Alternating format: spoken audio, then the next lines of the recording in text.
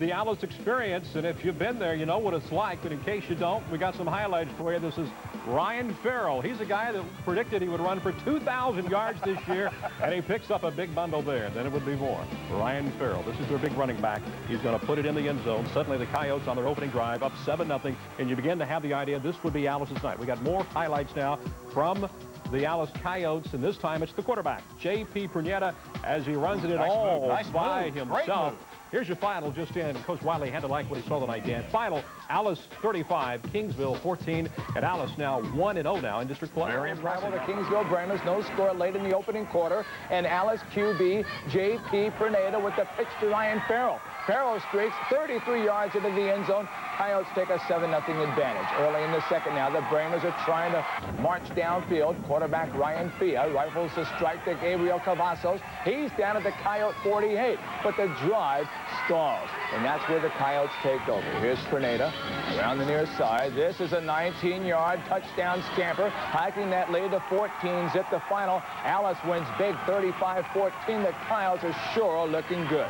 We take you to Cal Allen country now. Coming after that tough loss last weekend against those Cal Allen Wildcats. They needed to win tonight. Coach said it at 6. And Tom Wadley had his game face on, and you know, he told us early we might have some trick plays, and here we go. Second drive, pitch back to the halfback, and he fakes out everybody, including our cameraman, but he catches Travis Finley for the score, and suddenly the Coyotes up 7-0. The boys got the raid out all over the Hornets. Second time I saw that play, I still don't see how they did that. You like that? You'll love this. Triple reverse. Here we go. Whoa. Keep an eye on this. We're going to go deep. This time it's Farrell and Eds who makes the great catch, and just like that, the Coyotes lead 14-0, and we're still in the first quarter. And here we go, more scoring. This time is J.D. Gomez as he pounds it in for the Coyotes, and suddenly it's 21-0. And here's your final. All Alice tonight. They remain unbeaten in district play, 42-14. What does this do for Alice? Well, moments ago we talked to Tom Wadley, and he's all excited about his football team.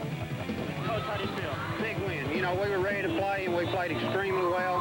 And, you know, we let them get one big play on us, but other than that, we played super. I'm real proud of my kids, real proud of our community. I think the key is the tenacious defense we played. We played extremely good defense and then played much better offensively. Okay, you got Cal Allen next week? Yeah, got Russia. I don't know what we're going to do with them. We just have to see. They've got a great football team. Well, I don't think they're Russia, but they're certainly impressive. And the Coyotes hoping to follow the Cal Allen Wildcats lead from last week and beat the Hornets at home, but Flower Bluff wasn't about to just roll over early. Coyotes on the attack early. The first possession, Ryan Farrell on the halfback option hits Travis Finley for the touch from 15 yards out, and Alice got on the board with a 7-0 lead. But Coach Wiley was just getting started. Next, the Coyotes used more trickery on the Hornets with the double flea flicker from Finley. Finns finds Fallen is just on the other way, just like that. Alice led 14-0 after one. Coyote D just as impressive. They forced the Flower Bluff fumble, and the Coyotes recover as the Alice Coyotes win on the road by a final of 42-14.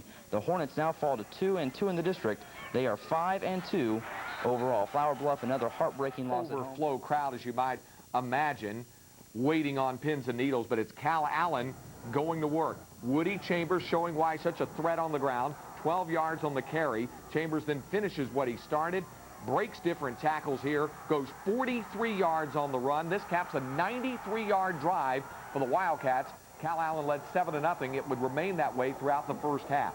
In the second half, Coach Tom Watley's team would pick up some offense in the third quarter. The Coyotes driving all the way down to the Wildcats' 11-yard line, but Dickie Gonzalez picks off the Alice quarterback, J.P. Prunier, and that sets up another Cal Allen touchdown. 3 plays later, it is Dickie Gonzalez's turn. Capitalizes on the Alice turnover. He'll take it around the outside, then turning it up the middle, 63 yards for the touchdown.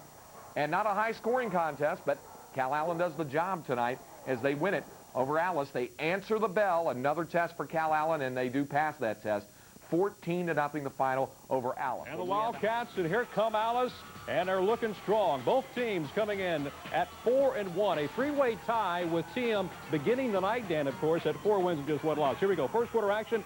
Gregory Portland strikes first. Who is it? Who is it? Fastest man in South Texas, some say Martin Dawson.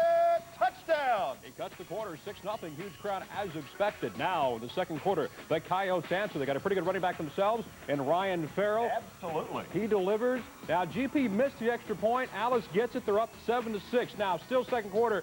GP regains the lead when quarterback Jay Seibert, our former TV3 Player of the Week, connects with Casey Chastain, and he scores. Final end. Gregory Portland wins it 34-23. They set up the big showdown next Friday night at home against the popping glitter of Friday Night Lights. For the second consecutive week, it's where our game of the week takes place.